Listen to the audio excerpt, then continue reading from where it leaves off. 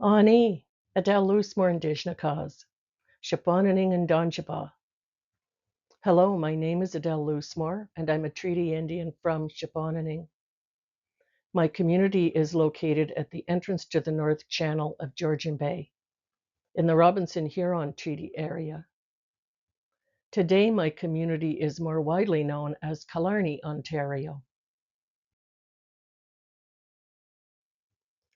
I'm doing a series of videos about the document you see on the left side of the screen from the Métis National Council's not-so-expert panel.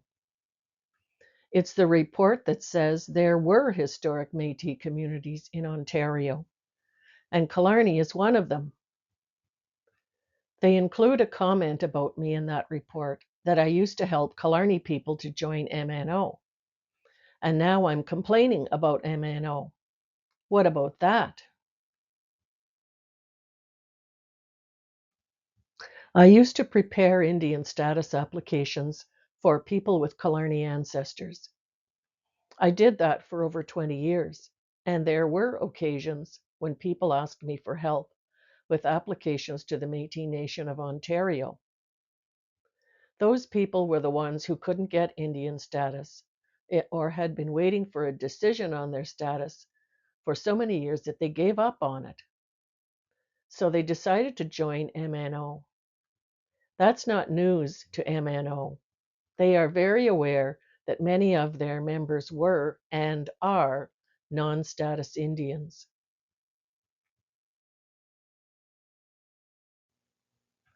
Back in 2008, I got a call from a Killarney girl who was living down south.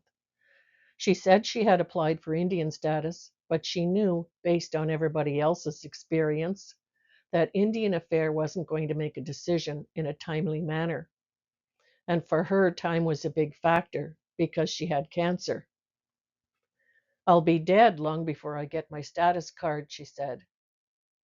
She thought she could get the health services she needed through the Métis Nation of Ontario. So I said, okay, let's try to get you into MNO. At the time, I didn't pay any attention to MNO's politics or whether or not their membership rules made any sense to me.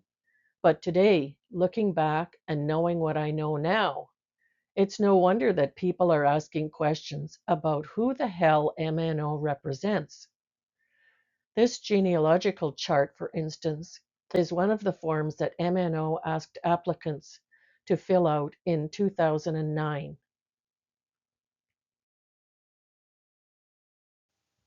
It included an explanation that I outlined with the yellow box about what evidence MNO would accept to confirm the applicant's Métis ancestry.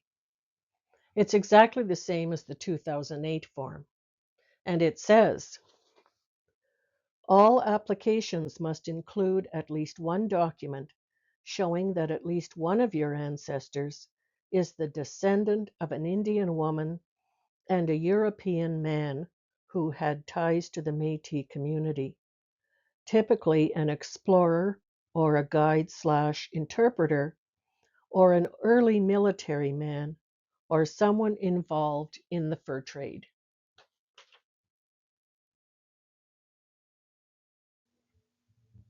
Just to make sure everybody understands this rule, a person's acceptance into the Métis Nation of Ontario depended on the occupation of the white male ancestor who had children with the Indian female ancestor.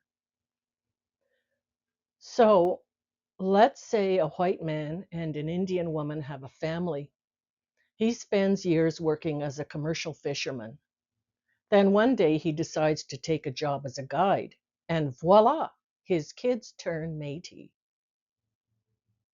I guess in MNO's history book, a woman's ties to her Anishinaabe community were always outweighed by the occupation of the white male, who, although he had partnered with an Indian woman, somehow only ever had ties to a Métis community.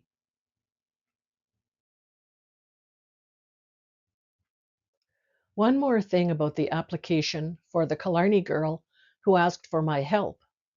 Here's what I wrote to her back in 2008. They have been getting very touchy about calling Killarney a historic Métis community, since so many of us here have Indian status now.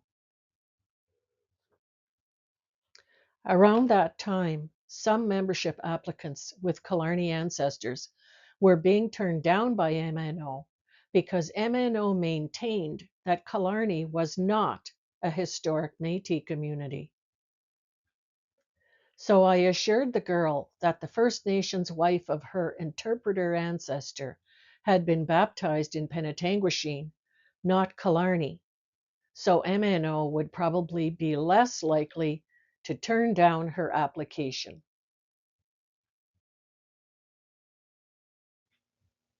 I'm not going through the whole history of MNO, but when Killarney people started joining that organization, it wasn't called the Métis Nation of Ontario. It was called the Ontario Métis and Non-Status Indian Association. It was also referred to as OMSIA. I don't know all the different versions of applications that the organization used, but in 1994, MNO came into being, and over the years, thousands of people were accepted as members without providing good evidence of their Métis ancestry.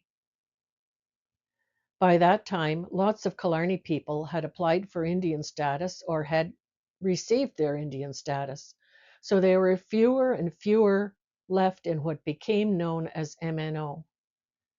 Today, MNO says they have about 340 members who have ancestors from Killarney. The image on the left is from a CBC story from 2023. MNO holding a vote about dumping members who had not provided evidence that any of their ancestors were Métis. MNO tried to spin that dumping out process into an example of their high level of integrity and transparency. But of course, it happened because MNO was constantly being called out for having a bunch of non-Indigenous members. What about the people who are MNO members only because of the occupation of one of their white ancestors? And what about the members with ancestors that do not meet MNO's registry policy for Métis identity? This is a screenshot of part of MNO's Frequently Asked Questions webpage. Question number 4. I have one ancestor who was identified as an Indian in the 1800s, and they married a non-Aboriginal person. As such, I am mixed ancestry. Does this qualify me as a Métis citizen? And MNO says, no. The MNO represents individuals who have Métis ancestry. It does not represent individuals who simply have mixed First Nations and non-Aboriginal ancestry. In 2015 or earlier, MNO started claiming that their members are not the descendants of an Indian woman and a European man.